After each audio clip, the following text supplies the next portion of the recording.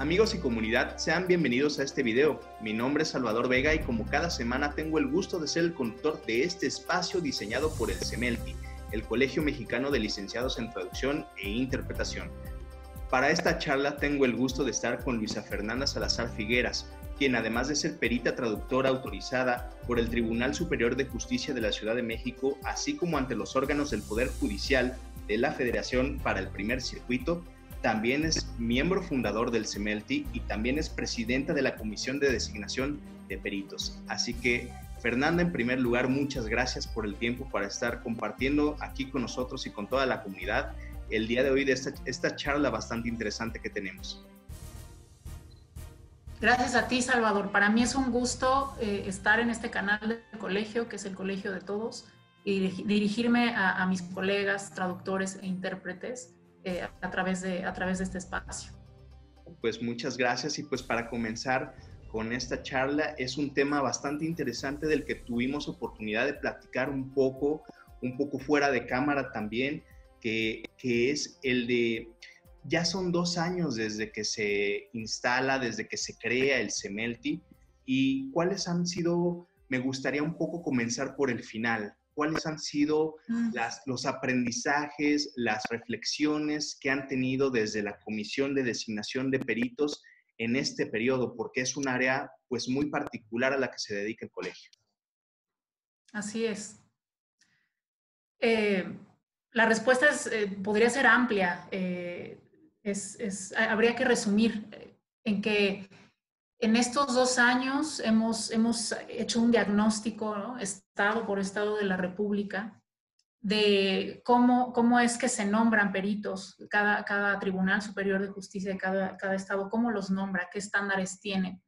En algunos casos muy extraños como Michoacán, pues no es el tribunal quien los nombra, por ejemplo, ¿no? Entonces, ese es como en concreto, Salvador, lo que hemos hecho en estos 2 años, un diagnóstico muy puntual, muy agudo, de estado por estado, cómo se nombran los peritos, cuáles son los estándares que pide cada tribunal. Y esto nos interesa porque al final del día, quienes son usuarios de nuestros servicios, pues son personas que son procesadas, ¿no? En la mayoría de los casos que son sujetas a algún proceso, y el hecho de que tengan la garantía de que entenderán, ¿no? Porque es un derecho que todos tenemos, si somos sujetos de un proceso, entender qué es lo que está sucediendo en ese proceso, ¿no?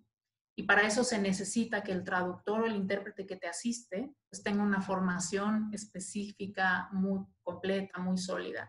Entonces, de ahí nuestro interés, porque al final los usuarios de nuestro servicio, los beneficiarios de un buen servicio, pues son personas cuya libertad o cuyo patrimonio, ¿no? está en juego.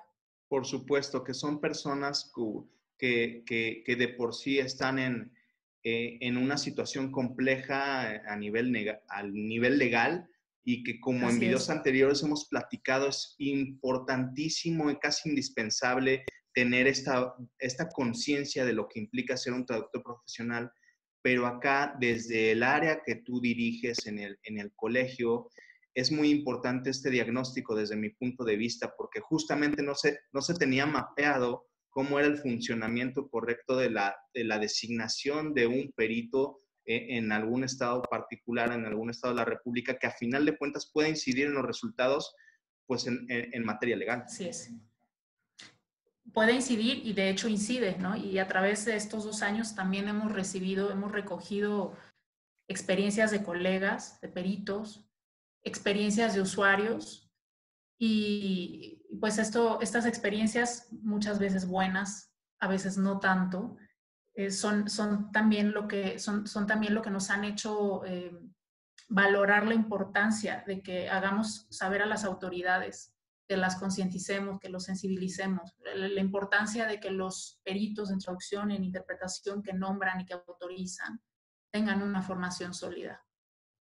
Por supuesto, es también para la comunidad que nos ve, que está interesado o están interesadas en la labor de un perito profesional, en cómo prepararse.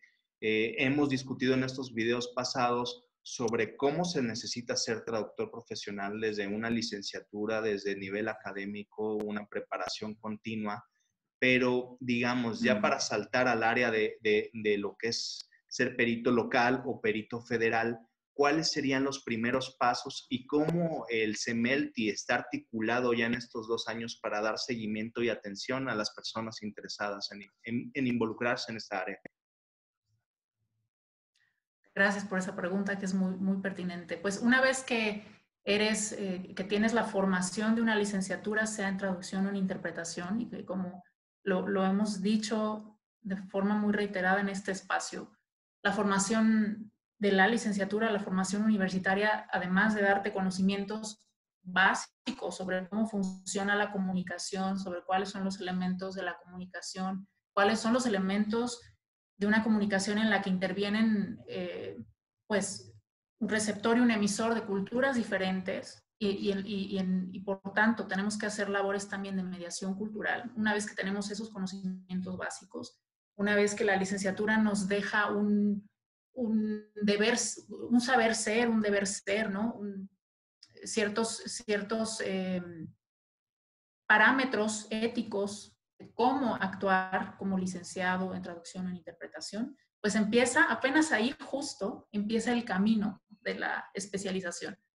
Claro. Los traductores, estudios y los intérpretes también, dejamos de ser estudiantes y siempre somos estudiosos. Todo el tiempo estamos estudiando y empieza entonces en este punto nuestro camino hacia la especialización. Hasta ahora, a partir de cursos diversos, antes de que el colegio entrara en funciones, pues quienes nos hemos especializado en esto hemos tomado cursos en diferentes universidades, cursos de traducción jurídica, cursos de derecho, ¿no?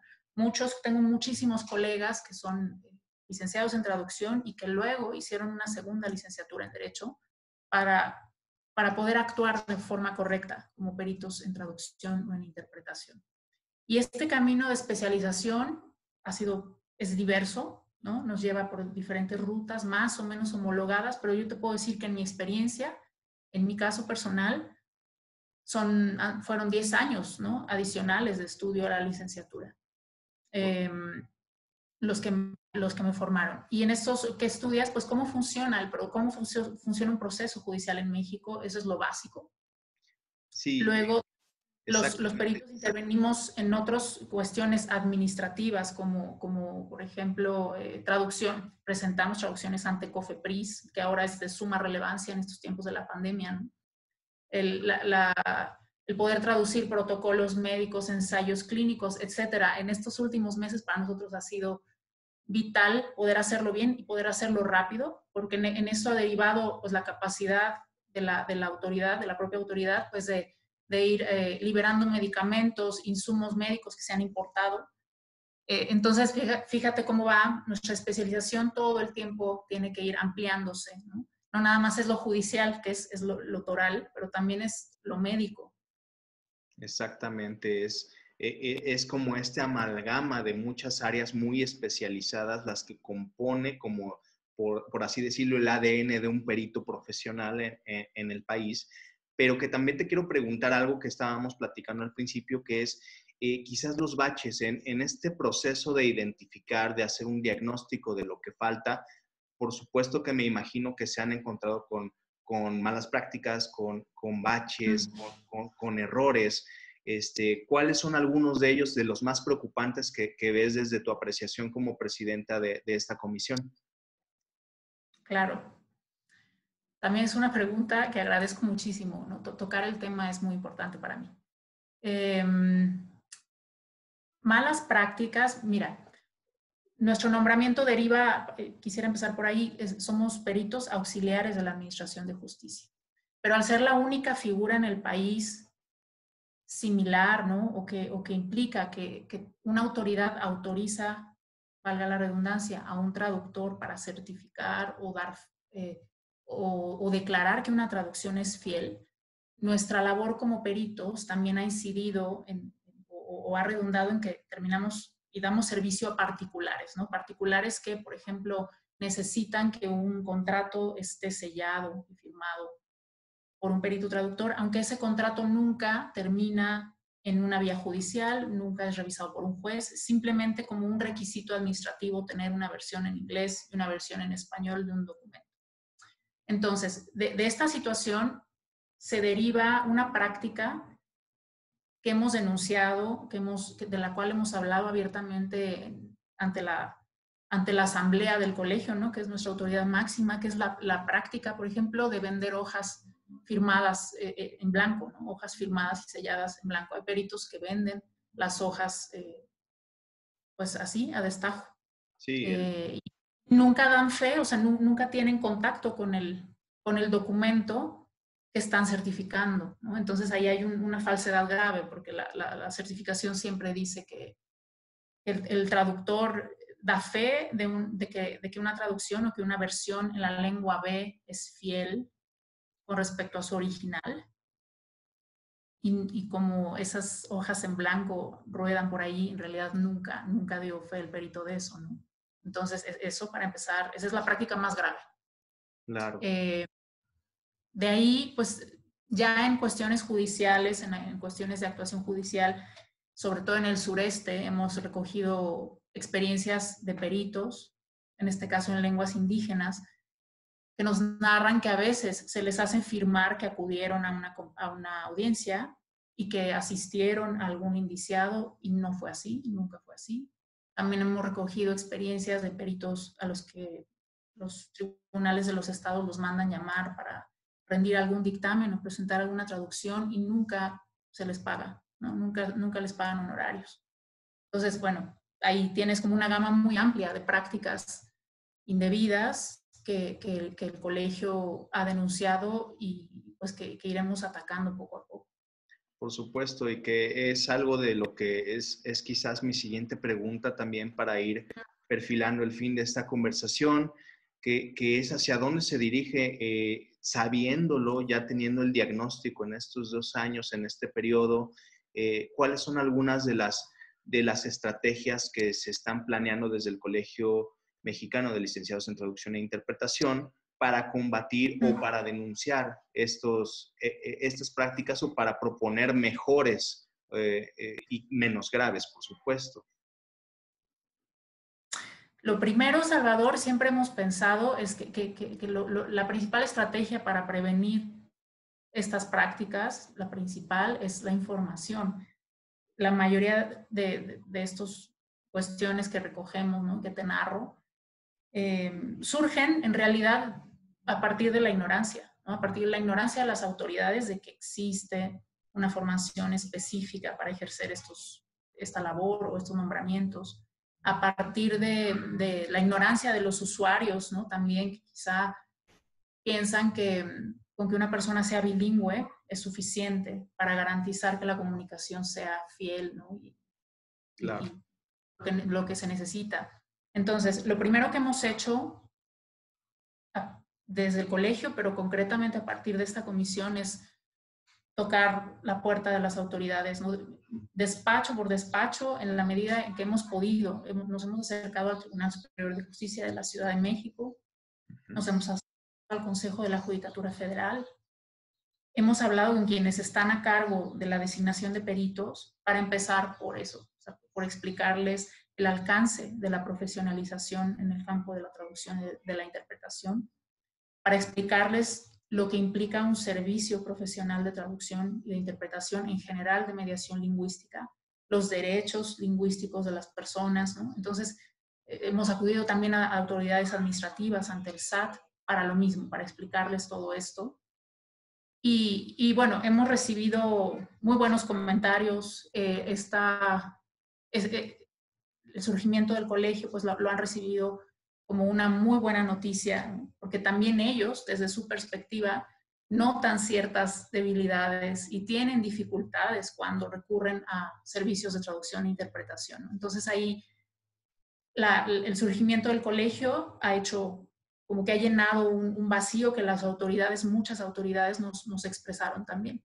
Claro. Esa es la primera. Adelante. Más adelante el colegio tendrá un mecanismo de certificación de peritos, ¿no? Que nos permitirá asegurar que tienen destrezas mínimas esperadas, parámetros éticos también que son muy importantes, básicos para quien es tienes auxiliar en la Administración de Justicia. Este es un examen de acreditación que se está diseñando y que se pondrá en acción una vez que el colegio tenga una certificación de idoneidad que la propia SEP propone. Y pues esa es como una medida a mediano plazo, ¿no? Pero por ahora lo que hemos estado haciendo es el diagnóstico que ya te comenté y tocar puertas, autoridad con autoridad, para explicarles el alcance de nuestra labor. Por supuesto que si le entiendo bien, es una labor no solo que se debe de ver como una parte complementaria de un proceso legal, un proceso judicial, sino que es tal cual una cadena, una cadena de elementos que te llevan hacia los derechos de la persona, hacia los derechos a un proceso adecuado a la justicia. Exactamente. Entonces, no se debe de ver la traducción profesional o el peritaje como un área nada más que es complementaria, sino que es parte de lo que da sustento a los derechos o que se hagan valer los derechos de esa persona. Es correcto, es correcto. En el país, pues hay muchos extranjeros, ¿no?, que son sujetos a juicio todo el tiempo. Tenemos un intercambio comercial con Estados Unidos, cultural, académico, pues que deriva en que hay muchos ciudadanos extranjeros y evidentemente, ¿no?, pues tienen a veces que enfrentar procesos o enfrentarlos o promoverlos, ¿no?, procesos judiciales, por un lado, pero también están mexicanos que no son hispanoparlantes, ¿no?, son hablantes de otras lenguas, de lenguas indígenas, que también son vulnerables en este sentido. ¿Algún último mensaje, Fernanda, para esta comunidad, para nutrir esta conversación? Algo que se nos esté escapando de este tema, que te guste, que espero que sea el primer tema de muchas conversaciones que tengamos más adelante. Claro. Pero que algo más que te gustaría compartir con nuestra comunidad de traductores profesionales, peritos o aspirantes a integrarse. Sí, Salvador, pues recordarles que el colegio nació, quienes lo fundamos, simplemente un día nos cansamos de quejarnos de las condiciones del mercado, del desconocimiento de la autoridad y intentamos ser proactivos. Y sin darnos cuenta, un buen día ya teníamos la autorización de la Secretaría de Educación Pública. Este mismo espíritu es el que sigue alimentando las labores del colegio y específicamente de esta comisión que presido. Es una gran oportunidad para mis colegas, para todos nosotros, como de retribuir lo que la traducción y la interpretación nos ha dejado. Yo creo que si en algo coincidimos los traductores y los intérpretes es que estas dos profesiones son muy nobles. Son muy nobles porque nos permiten trabajar de una forma digna, nos permiten vivir de una forma digna, pero además nos permiten ayudar a la gente, a las comunidades a comunicarse. Y que casi todos, o por lo menos todos los colegas con quienes tengo el honor de compartir experiencias constantemente, comparten esta visión y siempre quieren retribuir esto, ¿no? O sea, retribuir de alguna forma al país, al gremio, a la sociedad. A todos mis colegas, traductores e intérpretes, los invito a sumarse a esta comisión, a colaborar, a dejarnos sus inquietudes, a plantear ideas. También, ¿no?, es un mensaje a las autoridades. Aquí estamos, también quisiéramos saber qué es lo que necesitan, cómo les gustaría, cómo podemos coadyuvar de mejor manera, ¿no?, a la Administración de Justicia. Pues ese sería mi último mensaje, Salvador, pues todo en este ánimo que te decía, ¿no?, de retribuirle a la sociedad, retribuirle a este país todo lo que nos ha dado. Perfecto, pues Fernanda, yo te quiero agradecer mucho el tiempo para esta entrevista. Espero que se convierta en muchas más y seguramente va a haber preguntas. Te las vamos a estar haciendo llegar a través de las redes sociales y vamos a estar en comunicación porque este espacio precisamente es para vincularnos, para estar en contacto en estos tiempos de pandemia, en tiempos difíciles. Así es que muchas gracias. Gracias a ti, Salvador. Y pues bueno, amigos, esto fue un video más. Esta es la serie de conversaciones del CEMELTI, el Colegio Mexicano de Licenciados en Traducción e Interpretación. Nos vemos hasta la siguiente semana.